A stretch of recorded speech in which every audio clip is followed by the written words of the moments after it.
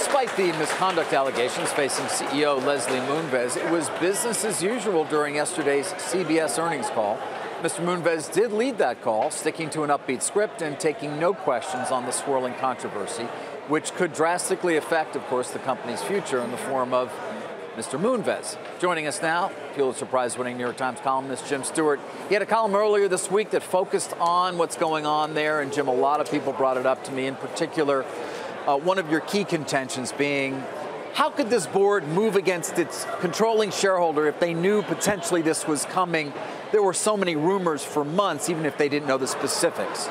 I mean, absolutely. I'm kind of dumbfounded by that, and we keep learning more information, even since my column came out, that now, we're hearing that there was this complaint to the Los Angeles District Attorney, that the board, at least some members of the board, were told about that, and at some point as a board member, even if you say, well, none of this was proven, but they knew the New York Times was working on a story, the Wall Street Journal, the New Yorker, now a police complaint.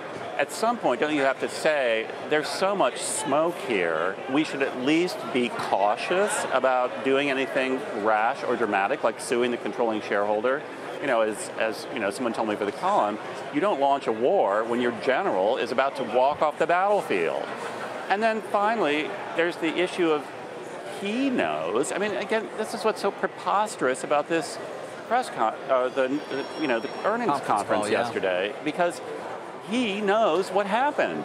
So at some point, you have to sit him down as a director, and apparently some directors did, and say what happened, and then what did he answer? Was he candid? I mean, that's got to be a huge part of this investigation.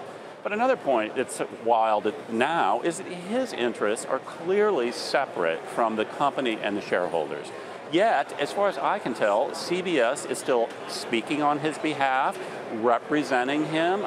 As far as I know, he doesn't have his own set of lawyers, doesn't have his own PR person. He needs to distance himself from the company and the shareholders, which is why every other company in this situation has had the executive go on a leave of absence. That doesn't mean they're guilty or that they're never going to come back, but you can't be in day-to-day thick of things when your interests are so different from the company. Jim, I haven't found any person this week, and I've talked to many of them within the industry, within the company, outside the company, experts in crisis who haven't said exactly what you did, or don't believe that he's going to have to leave the company eventually, that it's only a matter of time, and of course are surprised, to your point, that a leave wasn't immediately instituted upon the beginning of the investigation, for which they have hired two very well-known law firms. I mean, I think those law firms are, very eminent, and they're being led by highly respected lawyers. I think they will do a thorough job. You do have the dispute on the board, but I noticed one of Sherry Redstone's representatives is on the committee overseeing that. I think they will get to the bottom of it. But I do agree with you. I don't see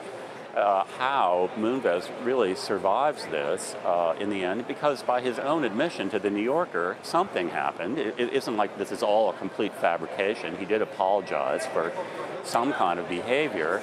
And then, as I said, there's this issue of, has he been candid with the board about all of this? And the indications to me are that maybe he hasn't, and that's another serious issue. I mean, speaking of eminent, Jim, and you cover this in your column, let's talk about the board, because these people are not, I mean, there's some pretty high-profile members. Martha Minow, former dean of Harvard Law School, former defense secretary, William Cohen. I mean, what do you think they're thinking? Do you think it's a loyalty to Les Moonves or something else going on? I'm utterly baffled, because you're right. I mean, take Martha Minow, who's still a professor at Harvard Law School and is an expert on corporate governance, as are some of the other people on that. She hasn't been on the board that long either, no. Which is interesting. A lot of people point to her in particular and wonder, what was she thinking? What really is going on there in that regard? Well, it may be tough if you're relatively new, to kind of insinuate yourself into how the decisions are made there. But I would love to know what their thinking is, because I kind of thought, well, maybe they were just trying to buy some time here. But why didn't they have a contingency plan? We know, I mean, they had at least a week when the New Yorker was fact-checking with them. They knew the story was coming out. They could have at least had a law firm lined up. They didn't even have that by Monday.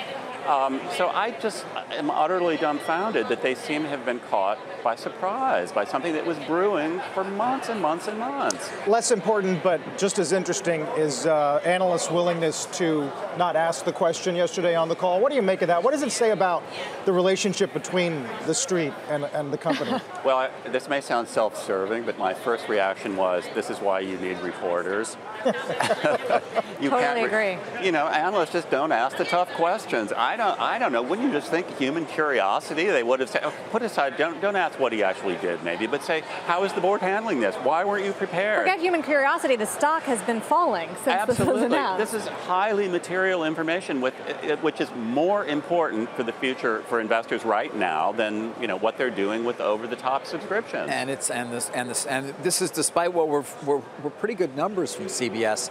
You followed your share of court cases. Let's talk a bit about Delaware, which, as of now at least, it seems as though they're still planning on going to fight in Delaware against their controlling shareholder, even though, as you say, some of this board may actually be questioned on what seems to be their loyalty to Mr. Moonves above the company. How do you see this playing out? Well, this is all now going to be appearing in the court case. I mean, I'm hearing that in the document production for this case are lots and lots of emails that show this being discussed among certain board members. All that is going to come out. I mean, in the narrow sense, what Moonves did a decade ago is not strictly relevant to the, somewhat more arcane issue of who has the rights, what are the rights of a controlling shareholder. But in practical terms, it's going to have everything to do with it, because the whole underlying basis of this suit is the division between Moonves and Sherry Reszone. And if Moonves has a cloud over him, is taken out of the question, out of the company, then really the dispute doesn't exist anymore. I wonder if we're going to see the first company that really tries to fight Me Too allegations. I mean, there's such broader implications for corporate America here beyond just the CBS story and what happens, how a company deals with this as we're learning in real time. I mean, there's bad behavior everywhere. This surely isn't going to be the last.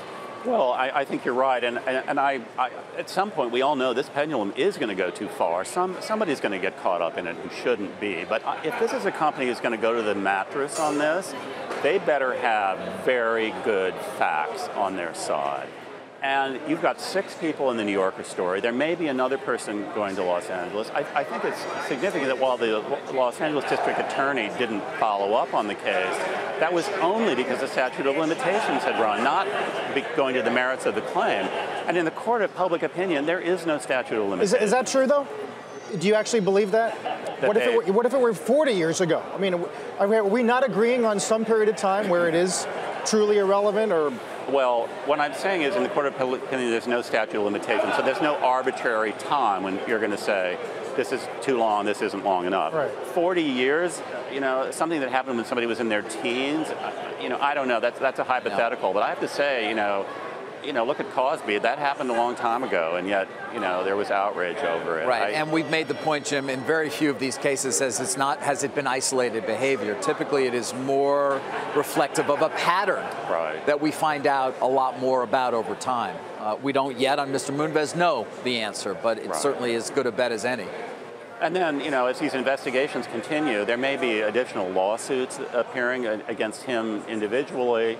But this is all going to get hashed out. All of this is going to be coming out in lurid detail at some point. And from what I read in the article, it's not a, technically whether it amounts to assault or something, it's a horrible story.